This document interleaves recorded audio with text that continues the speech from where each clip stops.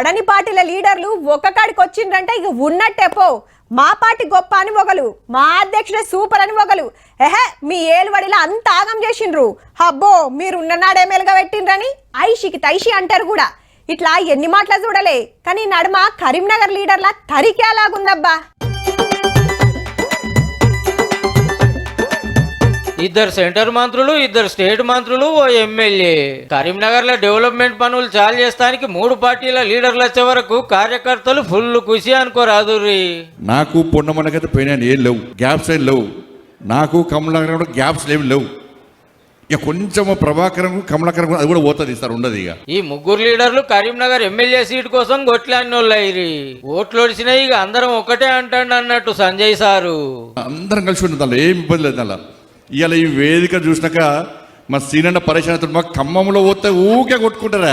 Dumping యార్డ్తో తిప్పలైతుంది, తీసేయాలని Ponnam sir centre మంత్రి Manohar sir కు చెప్తే वो डंप यार्ड निकालना, सब ताली बजा के एक बार मंत्री को डंप यार्ड यहाँ से हटाने के लिए जोरदार तालियों से ఆవేదన చెప్పిండు. మీరు అందరికీ ఆ వాయిస్ అర్థం కాలే.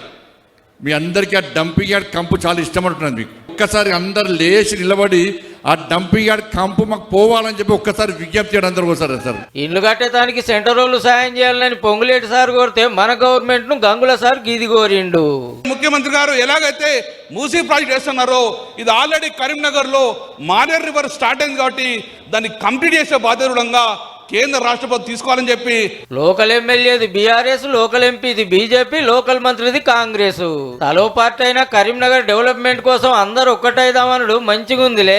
కరీంనగర్ లీడర్ల కలుపుకొల్తనం చూసి కొందరికి ఎంత కడుపునొస్తుందో పో.